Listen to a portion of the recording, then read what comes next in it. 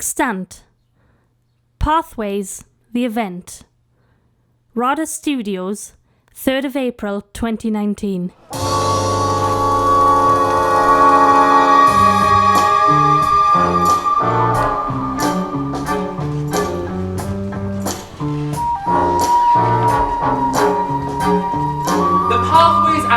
Slowly enter the space, in a line with their heads bowed. Each of them has their right hand on the person in front's shoulder.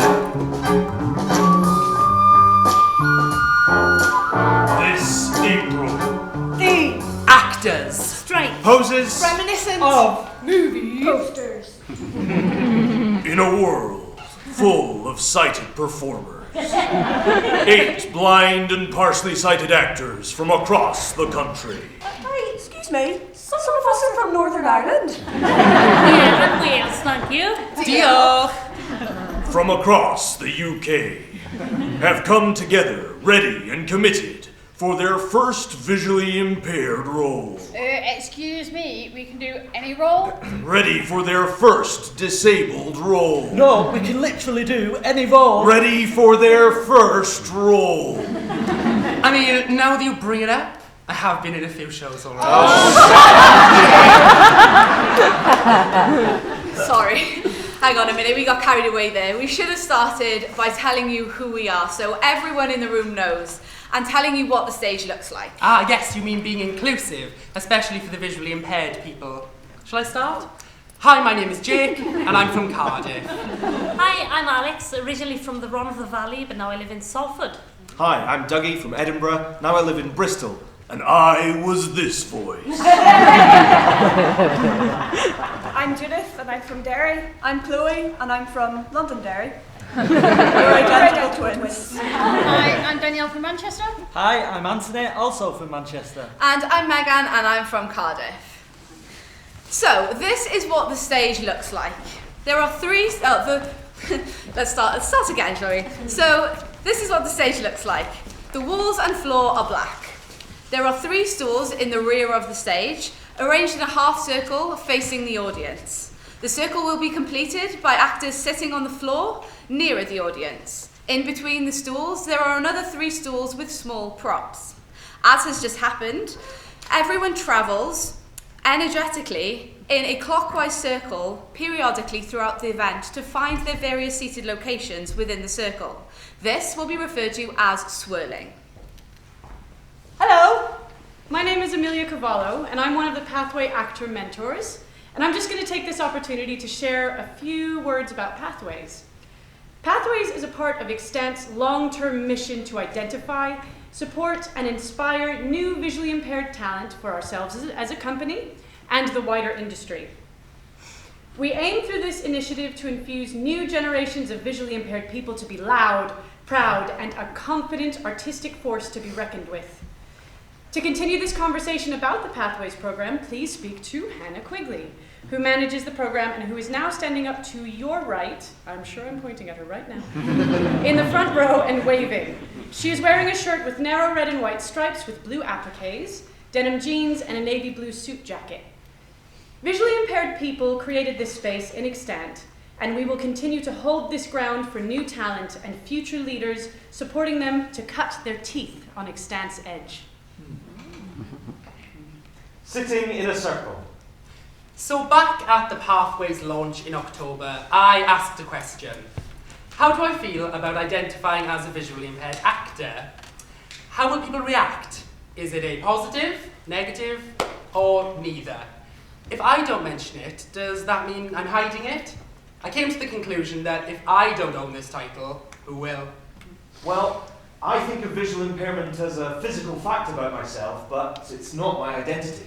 So I'd no more describe myself as a visually impaired actor than, say, a brown-haired actor. Okay, let's try this. My name's Jake, I am from Cardiff, and I am a visually impaired actor. What about this? Hi, I'm Anthony, and I'm an actor with a visual impairment. Or, hi, I'm Dougie from Bristol, and I'm an actor. Hi, I'm I'm Danielle. Hi, I have a visually impaired, visual impairment. I'm an actor with sight loss. I have sight loss and I'm an actor. Okay. We stand as we speak. So we all have our individual experiences and feelings about what we've learned about our relationship to the industry through Pathways and through our sessions with our mentors, blind and VI actors, drama schools and theatre companies. Yeah, like we did a creative access workshop with Chloe Clark from Elbow Room. We did classical text workshop with Christopher Hunter, physical theatre with Amelia Cavallo, and audition techniques with Karina Jones. And every month we each had a meeting with our mentors, who were Amelia Cavallo, Stephen George, Heather Gilmore, Christopher Hunter, Karina Jones, Georgie Morell, Mandy Redvers-Rowe, and Elizabeth Wainwright. Not forgetting workshops at drama schools, including the Alexander Technique at RADA, working with camera at ALBA, movement and ensemble work at the Guildhall School of Music and Drama, and voice work at the Royal Central School of Speech and Drama. Oh, not forgetting role-playing training with director Emma Gersh, and movement with Diane Alison Mitchell. And a workshop on the stage of Shakespeare's Globe with Dickon Tyrrell. We also had a Meet the Directors session with Lisa Sperling from Theatre 503 and John Wilkinson, who's a freelance director. And we had a Meet the Casting Directors session with Helena from the Royal Shakespeare Company, Alistair from the National Theatre, Anne McNulty, who's a freelance casting director, and Julia from the BBC. And not forgetting a funding session with Will Young from the Arts Council. So throughout today's event, we will be sharing and owning each other's experiences in order to express the varying perspectives of our Pathways group. Alongside this, we will be performing a mixture of Shakespeare and contemporary monologues. Swirling!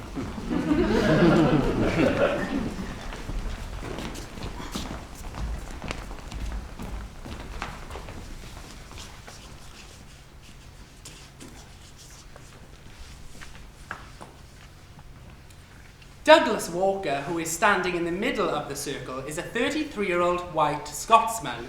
He has hair that is more or less brown, eyes that are more or less green, and a beard that is simply more. At first glance, you might think he's a medium, but look again, he's a large. The phrase his mother likes to use is barrel-chested. He is wearing camel-coloured trousers with a cream linen shirt. Douglas will be playing Sebastian from Twelfth Night by William Shakespeare. Sebastian is looking at a pearl that he is holding in his hand.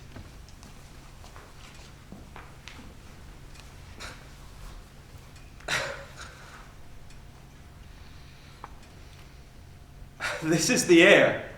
That is the glorious sun.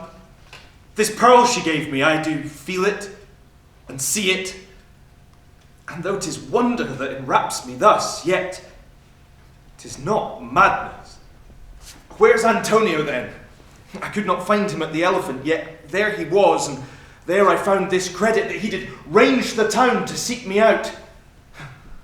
His counsel now might do me golden service. For though my soul disputes well with my sense that this may be some error, but no madness, yet doth this accident and flood of fortune so far exceed all instance, all discourse, that I am ready to distrust mine eyes and wrangle with my reason that persuades me to any other trust, but that I am mad. Or else the lady's mad. But if 'twere so, she could not sway her house, command her followers, take and give back affairs on their dispatch with such a smooth, discreet, and stable bearing as I perceive she does. There's something in it that is deceivable. But here the lady comes.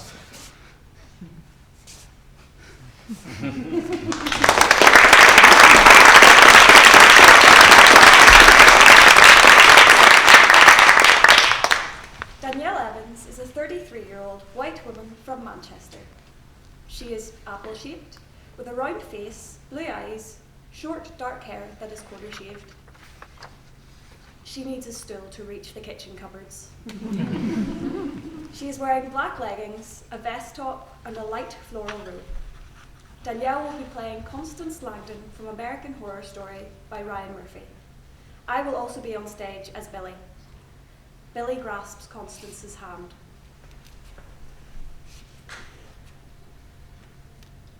I have to talk to her, Billy. There is one last thing I have to say to her. I miss her so terribly. She was my reason for living.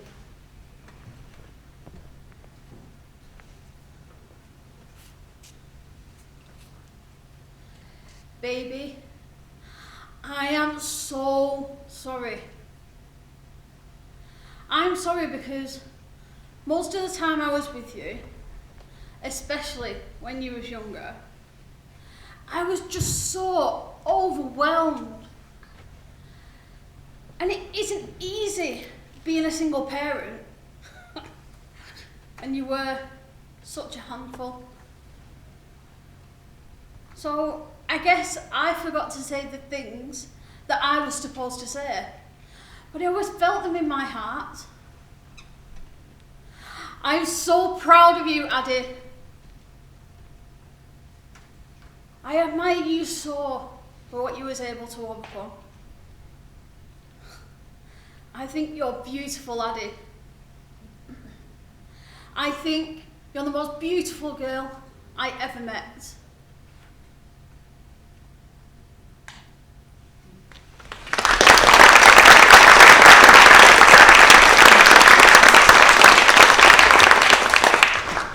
Megan John is a 26 white Welsh woman with a short, wide stature. She has a round face, short brown hair with a sweeping fringe. She is wearing a green t-shirt top with an unbuttoned blue denim stone-washed shirt. Megan will be playing Phoebe from As You Like It by William Shakespeare. Chloe is also on stage as Sylvius.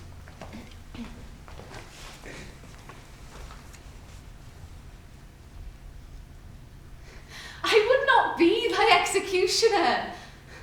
I fly thee, for I would not injure thee. Thou tellest me there is murder in mine eye.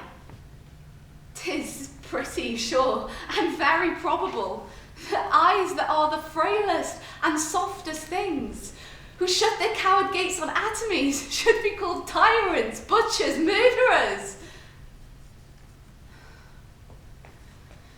Now I do frown on thee with all my heart. And if mine eyes can move, now let them kill thee. Now counterfeit to swoon. Why? Now fall down. And if thou canst not, oh, for shame, lie not to say mine eyes are murderers. Now show the wound my eye hath made in thee. Scratch thee but with a pin, and there remains some scar of it. Lean upon a rush, the cicatrice and capable impressions thy palm some moment keeps. But now mine eyes which I have darted at thee hurt thee not, for I am sure there is no force in eyes that can do hurt.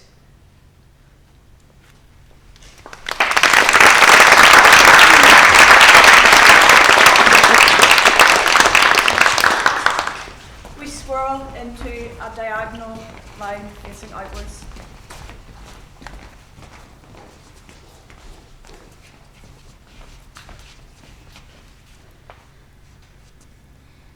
So, this speech I'm doing today, I could only get it in a book, not online or digitally. So I had to scan it. And to read the whole play, I had to wait until dark so that I didn't have any glare on my magnifier. Reading with a magnifier takes me longer as I can lose my place. And that's good for learning the lines, but not for actually reading the play. A lot of deja vu. I'm not telling you this because I'm moaning, I'm doing it because I'm showing you what a great problem solver I am at Getting places. using public transport in a new city. Navigating spaces.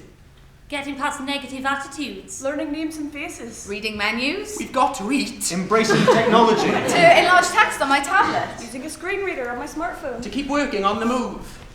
Access workers. Line feeding. I've learned that the time for disability is now. Finally, our stories are being shared. And Pathways has not told me that, but has shown me. We have broken into groups and will now reform into a casual crowd. What does VI stand for? Very individual. We stand out from the crowd. Piggyback. And we all have our own talents, from comedy to singing, presenting, writing, devising, and playing frisbee. Varied interpretations. Valid ideas. Valuable insights. Very important. Well, the truth is out. This is what VI really stands for. So you must bow down to us and obey us without question. Yeah, me and my champagne lifestyle. VI also means 6 in Roman numerals. They're all looking at me, aren't they? Swirl?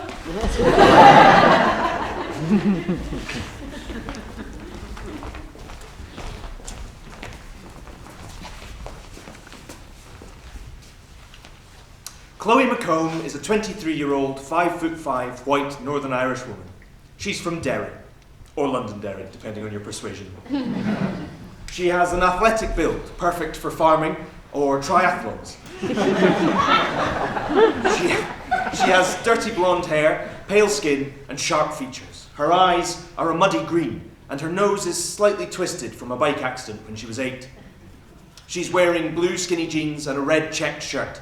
Classic Ulster country attire. Chloe will be playing the Doctor from the Zygon Inversion by Stephen Moffat and Peter Harness.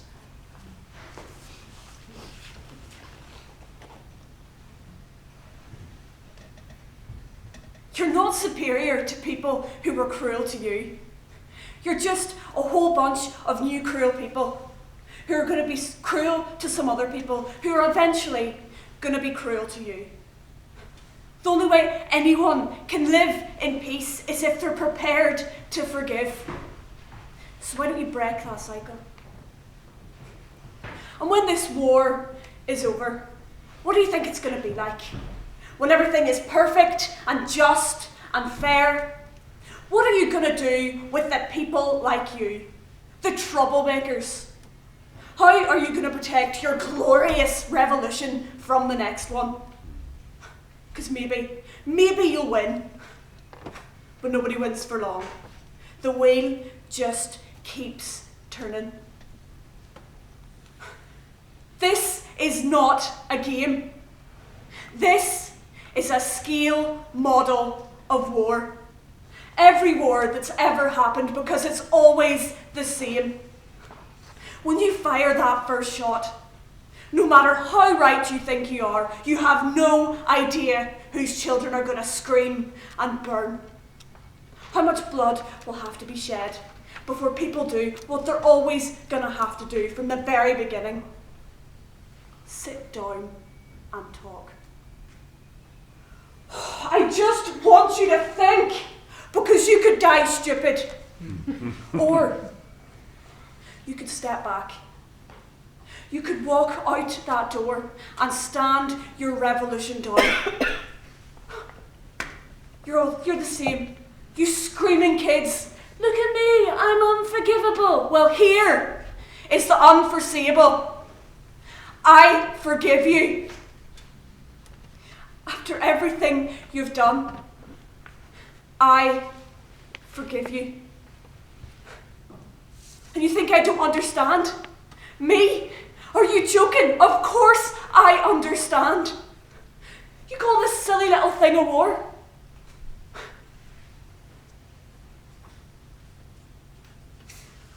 I fought in a bigger war than you will ever know. I've done worse things than you could ever imagine. And when I close my eyes, I hear more screams than anyone could ever be able to count. And that pain, you know what you do with that pain? You hold it tight till it burns your hand, and you say this: no one else will ever have to live like this. No one else will have to feel this pain. Not on my watch.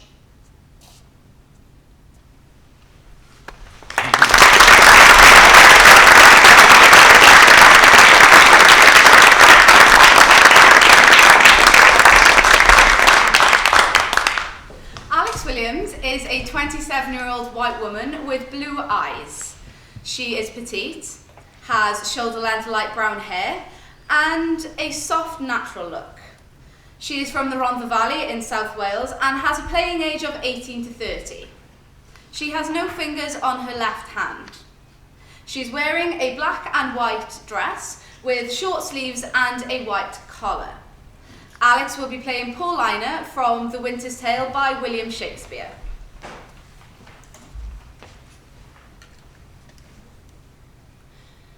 What studied torments, tyrant, hast for me?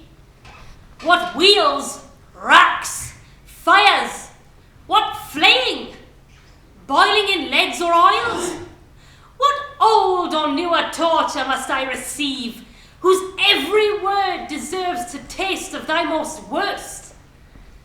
Thy tyranny, together working with thy jealousies, fancies too weak for boys, too green and idle for girls of 9.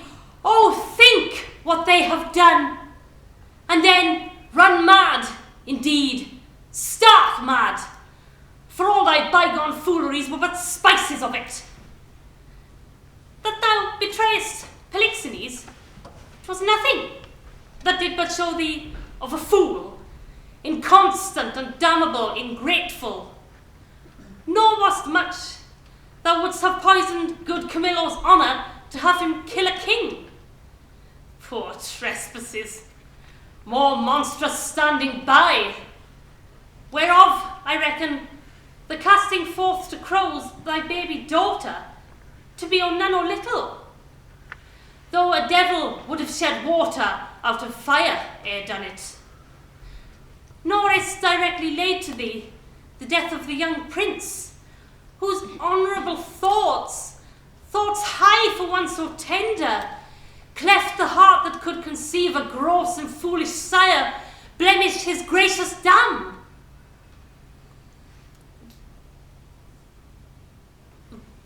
Blemished his gracious dam.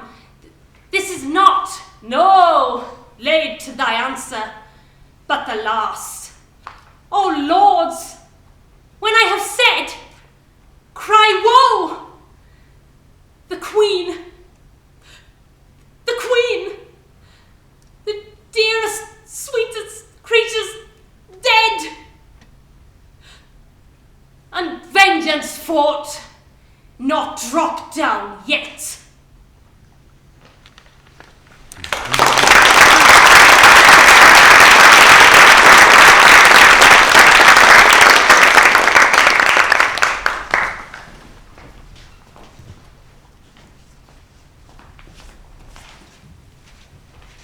Anthony Gough is a 25-year-old Mancunian.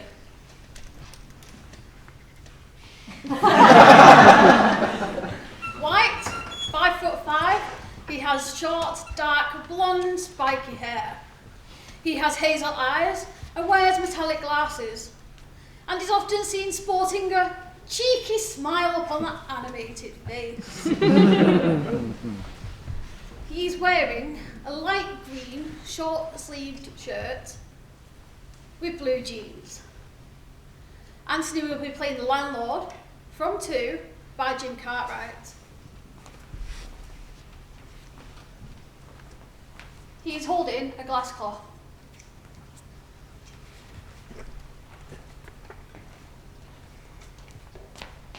First night in here? Well, you'll get used to us. We're a lively pub. It's calmed down a bit now, but it comes in waves. Not going to ask you what you're doing here. Never do. It's one of our rules. We get a lot of rendezvousers in here, you see. Not so strong on couples, don't get me wrong. They either come in pairs or they end up that way. That woman over there, she's my wife. Bitch. I've run this place virtually on my own. Been here bloody years. In fact, we met just outside this pub when we were kids. Me and Cow. Stotty conks on tiptoes, peering through frosted windows. We had our first drinks in here. We courted in here. We had our 21st in here. We had our wedding reception here. And now we own the bloody place. I only did it for her. It's what she always wanted. Done some renovations recently. Got the walls down, made it all into one. Better for getting about. And eyes can meet across a crowded room. Better that. Better for business and pleasure. And keeping an eye on that roving tart. Where is she with them drinks? I won't mind a bloody drink myself. I'll have one later. It truly is the landlord's last temptation. Because this is it for us proprietors. This is our lives. These bar sides and then wall sides. And that's it. People and pints and measures and rolling out the bloody barrel. Working and social life, all a mixture. A cocktail you can't get away from. Until night. When we all fall knackered to bed. Well, not complaining. No. As long as there's many mouths are clacking at many glasses. And those tills keep on a-singing. What more could a publican want?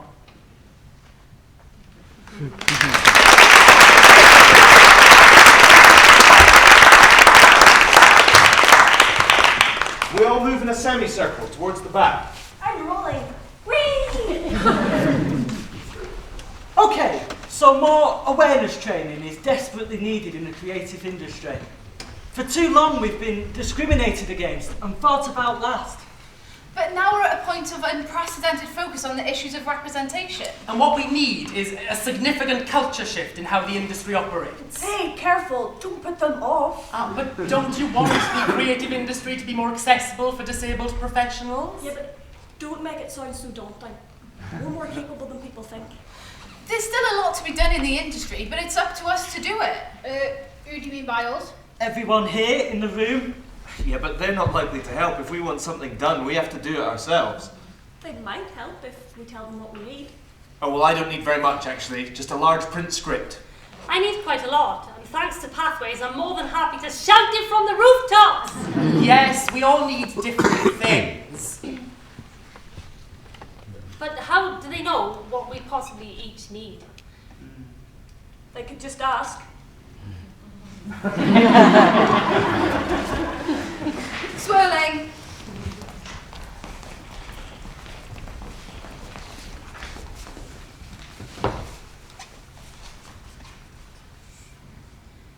Judith MacCombe is an athletically built, almost 5'5" Northern Irish white woman.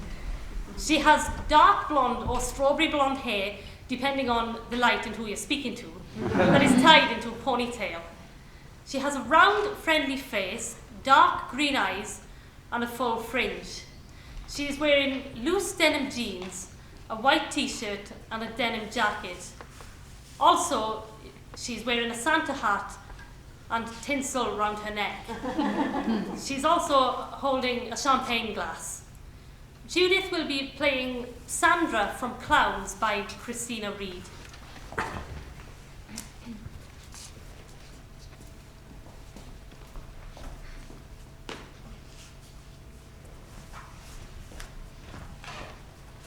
Introducing Sandra!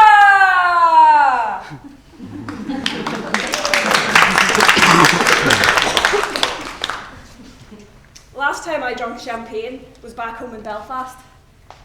I've been invited back again for Christmas and I might just go. If only to see if the rumours are true about this new banner outside City Hall. You see, the old one said, "Ulster says no!" And word has it, this new one says, "Ulster says ho, ho, ho." The last time I was there, the IRA declared a ceasefire. And since then, the Loyalists have also declared a ceasefire. The dole queues in Northern Ireland are a mile long. All those unemployed builders and glaziers and security guards and undertakers, all commiserating and swapping sentimental stories about the good old days. Say what you like about the paramilitary, Seamus. They were a queer boom to the economy. Aye, indeed, Billy. And sure, what about our hospital facilities? Sure, wasn't this the best place in the British Isles to have a bad accident? We didn't know we were living, did we, Seamus? No, indeed, Billy. No, indeed. They think they've got it bad. What about us? What about the comedians? The day them clowns in the IRA declared their ceasefire, they killed off half the Irish jokes. Not so much lost as gone before. And then I thought, well, there's still the other half. There's still the Loyalists. Sure, they're always up for a laugh. And no sooner back over here, and they declare a ceasefire as well. You see, freedom fighters, they're all the same. They can't see green cheese, but they want a bit. I was gutted. I thought, well, that's the end of a beautiful career. Time to sign on the dotted dole line, Columbine. But I thought wrong. You see, you can't keep the Irish down. We are a nation of comedians, and the best ones are off stage. The day the Loyalists declared their ceasefire, there was two wee Belfast women waiting at a bus stop, and one turns to the other and says, "It's bloody typical, isn't it? You wait 25 friggin' years for a ceasefire, and the two come along one after another." Ulster says ho, ho, ho.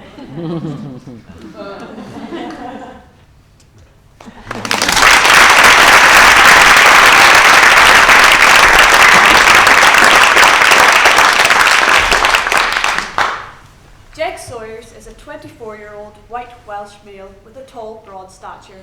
He has bright hazel eyes and mid to dark brown styled hair and is as fresh-faced as a Welsh daffodil.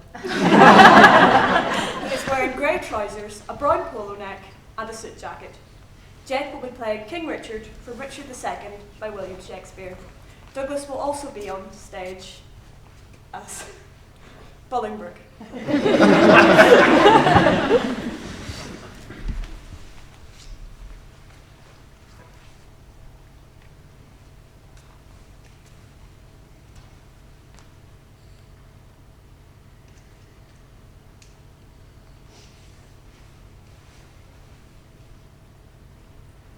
Alack, why am I sent for to a king before I have shook off the regal thoughts wherewith I reigned? I hardly yet have learned to insinuate, flatter, bow, and bend my limbs. Give sorrow, leave a while to tutor me to this submission. Yet I well remember the favours of these men. Were they not once mine? Did they not sometime cry, "All hail to me"? So Judas did to Christ. But he in 12 found truth in all but one. I, in 12,000, none. God save the king! Will no man say amen? Am I both priest and clerk? Well then, amen. God save the king. Although I be not he, and yet, amen. If heaven do think him me, give me the crown. Here, cousin. Seize the crown. Here, cousin. On this side my hand, and on that side yours. Now is the golden crown like a deep well that owes two buckets filling one another. The emptier, ever dancing in the air. The other, down, unseen and full of water. That bucket down and full of tears am I, drinking my griefs while you mount up on high.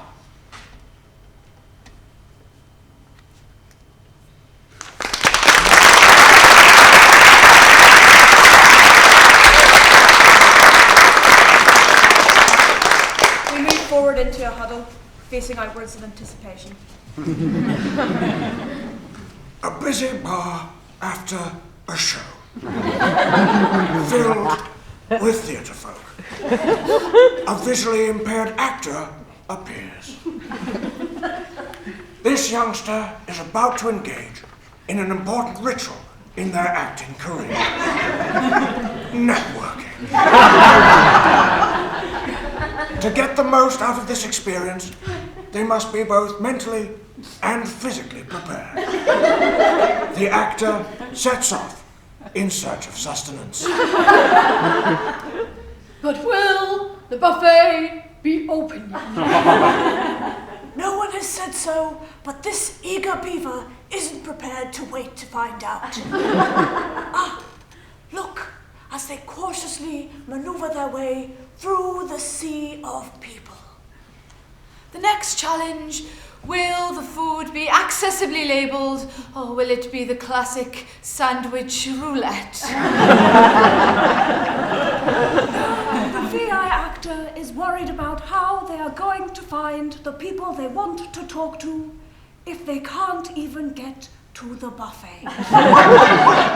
They don't know who's a director or agent, or who's just a fellow actor.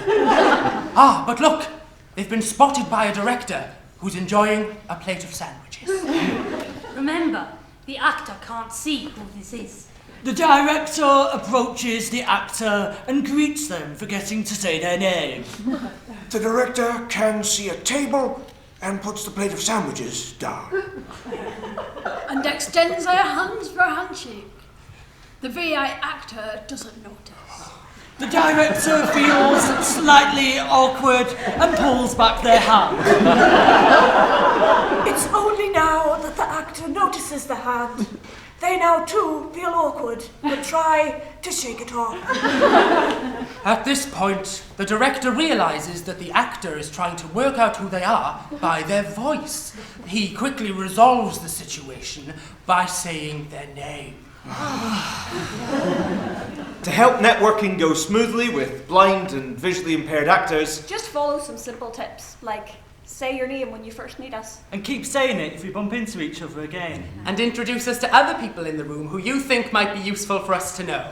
We think that this will help make networking more enjoyable and inclusive for everyone. See you in the RADA bar!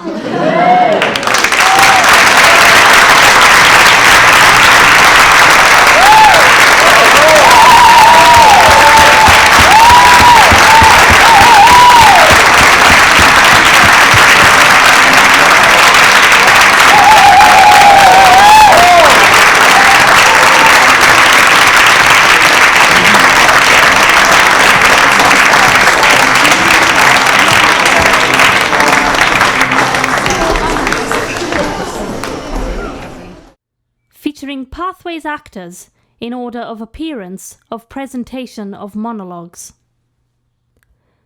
Douglas Walker, Danielle Evans, Megan John, Chloe MacCombe, Alex Williams, Anthony Gough, Judith MacCombe, Jake Sawyers. For extant, Hannah Quigley, Pathways Programme Manager. Julie Osman, Pathways Event Artistic Facilitator. Claire Litton, Pathways Event Stage Manager. Maria O'Shoddy, Artistic Director. Rianne Rosen, Administrator. Joe Watson, Event Coordinator. Thanks to the following drama schools and theatres for their generous support throughout Pathways in 2018 and 2019. Academy of Live and Recorded Arts, Guildhall School of Music and Drama, Royal Academy of Dramatic Art, Royal Central School of Speech and Drama, National Theatre, Royal Shakespeare Company, Shakespeare's Globe, Theatre 503. Special thanks to Pathways mentors Amelia Cavallo, Stephen George, Heather Gilmore, Christopher Hunter, Karina Jones, Georgie Morell, Mandy Redvers Rowe, Elizabeth Wainwright. Voiceover artist, that's me, Alex Williams. For more information about the Pathways programme, please visit www.extant.org.uk or email admin@extant.org.uk. The Pathways programme has been made possible through generous funding from Thomas Pocklington Trust, the Leather Sellers Company and Arts Council England.